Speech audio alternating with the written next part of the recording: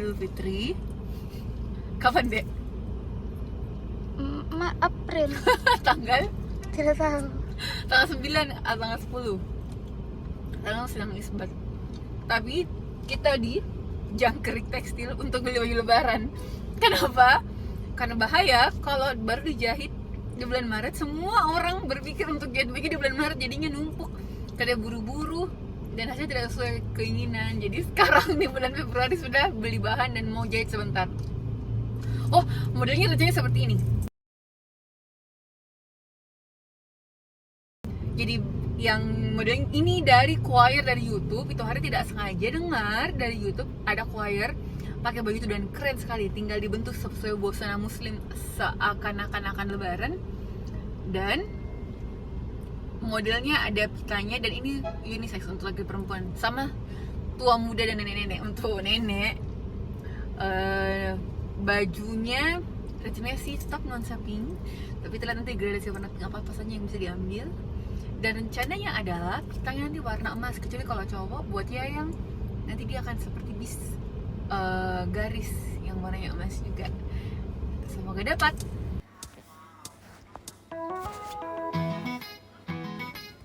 The day you kiss my lips light as a feather, and it went just like this. Now it's never been better than the summer of 2002. We were only 11, but acting like grown up, like we are in the present. Drinking from plastic cups, singing love is forever and ever. Hal-hal penting yang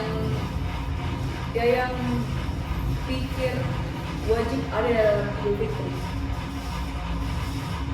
Idul Fitri salam yang penting maksudnya silaturahmi. Berarti ketika Idul Fitri yang wajib adalah harus ada orang di tempat kita silaturahmi. Ada kayak ketemu sama kerabat yang om tante sepupu. Berarti penting dong menyiapkan sajian karena kita mengundang orang datang ke rumah. Menurut itu bukan hal yang tidak penting, itu memang poin penting.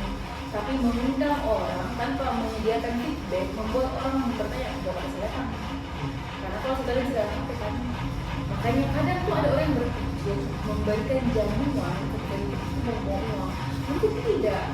Itu adalah ucapan terima kasih satu sebagai bentuk mereka telah bersedia hadir secara offline bersilaturahmi. Dua, tidak punya feedback kenapa kehadiran mereka bikin kita bahagia. Itu tidak bahagia penting dong.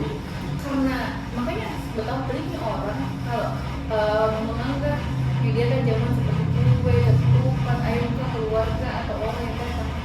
Menurut itu bagian dari hal yang harus ada. Yang wajib ada adalah jiwa dan ragaku di situ. Jadi bukan ragaku ada sholat, tapi jiwaku dari situ. Misalnya jiwaku berkelana memikirkan setelah ini mau ngapain, 2 hari setelah ini mau ngapain. Itu membuat kekosongan saat itu. Jadi saya mau hadir itu di situ. Karena buat apa mengubah hal besar kalau diri kita sendiri belum bisa diubah dan dibikin oleh kita sendiri juga. Begitu. Beberapa yang disunahkan dalam Idul Fitri adalah nyanyian, takbir sampai ke tempat sholat di lapangan terbuka, dan mematukan yang terbaik. Definisi terbaik ini banyak yang mengeluarkan opini. Kalau kalian seperti apa? Kalau saya pakaian yang paling bagus yang dimiliki. Kalau saya makna terbaik yang saya pakai. Ketika kita punya rezeki untuk mengeluarkan 10 juta, 20 juta untuk sekolah misalnya, tapi menyisihkan uang 200-300 ribu untuk baju yang baru di Idul Fitri tidak ada, menurut Anda tidak? Enggak, karena kita punya uang untuk dunia, dia tidak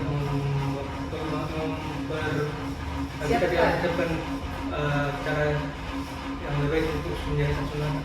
Makanya mindset membuang untuk baju-baju itu menurutku salah, karena itu bukan wasting money, tapi itu spend money. bukan membuat otak memanfaatkan uang, karena masa berani untuk sekolah tinggi-tinggi bayar SPP 5-10 juta tapi uang 200.000 untuk beli baju baru untuk pasang, tidak ada. Nah, cuman definisi mahal murah itu kan subjektif. Ada orang yang kalau 100.000 itu mahal, ada yang orang 500.000 itu murah, tergantung. Tapi kalau dibandingkan berdasarkan kebutuhan prioritas antara contoh tadi kita bahas analogi pendidikan kan sama baju baru, tidak mungkin harga baju baru seharga dan pendidikan. Adakah sekarang orang kuliah 300.000, 200.000? Tidak ada. Berarti artinya dibanding harga sekolah dan harga baju baru, kalau semua lebih murah baju baru dong. Artinya harusnya lebih mampu untuk dapat itu. Nah, yang menakutkan adalah ketika ada orang berpikir salah terhadap mindset mengadakan baju baru di Idul Fitri. Salah satu pengurus adalah menjadi satu rahmi, dan salah satu pernah berpikir adalah menjadi satu rahmi. Menurutku logikanya adalah kalau orang biasanya bilang networking, itu bukan sih. Dan dulu aku sudah punya namanya sosial rahmi. Contoh kecil saja. Saya anak sekolah, saya butuh dikasih tahu buku yang bagus untuk dibaca saat ini. Kalau saya diam mengurni di rumah, saya berpikir dengan diri sendiri. Tapi ketika ketemu orang baru, saya tanya, buku apa ya yang bagus sekarang? Dia menjelaskan, oh ini buku yang bagus dalam sekolah. Salah, berdosa, dia kasih tahu dapat ilmu baru. Ilmu itu rezeki. Apa yang berarti? Ini yang kita siapa? Memiliki materi ada, moral ada.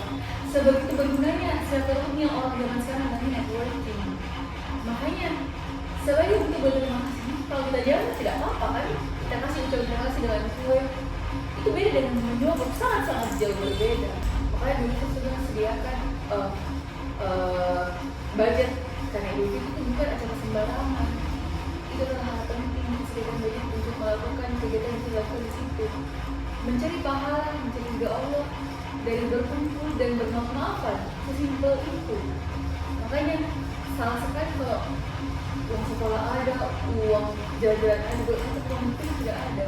Dan yang salah bukan karena tidak punya, tapi tidak merencanakan. Dan ingat, tenaga itu sangat menghargai.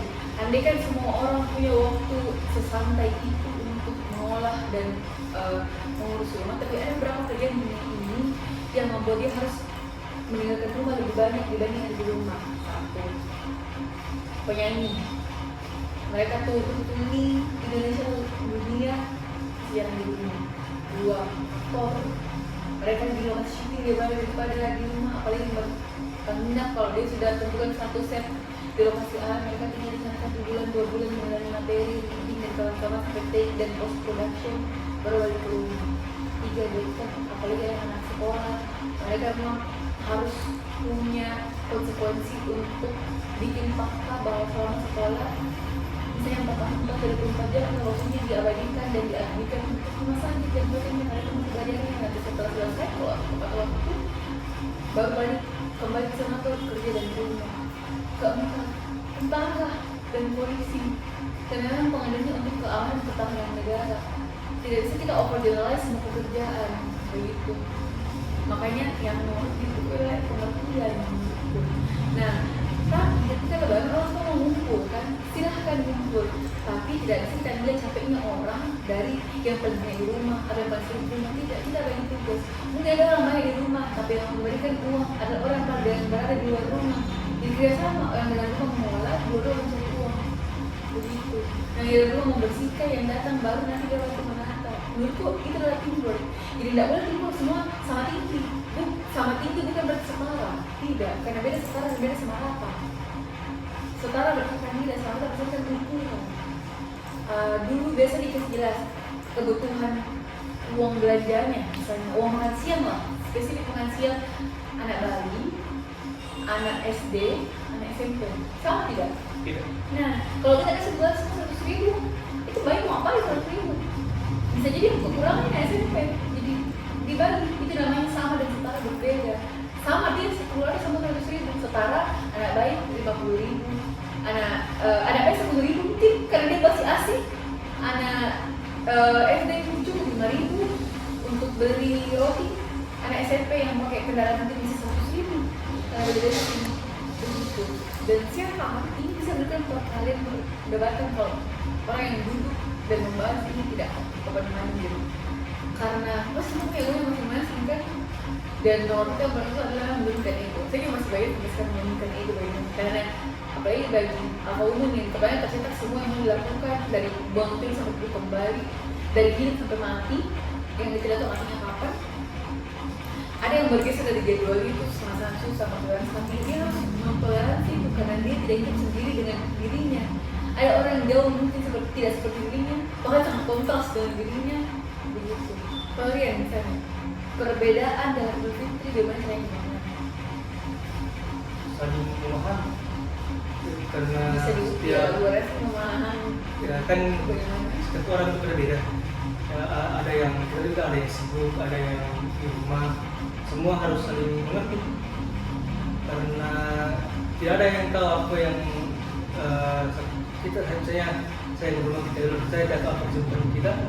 Saya tidak bisa menjadi langsung apa yang kita luar. Jadi kita harus memahami juga apa yang mengerti ya, kita luar bagaimana. Jadi kesimpulannya kita tidak boleh merasa kita akan capek. Kita bicara lebaran, padahal lebaran itu bulan April, kemungkinan 9-10 April, puasanya 9-10 Maret tergantung sidang. Cuma kenapa Februari? Karena hari ini kita mengurus baju lebaran.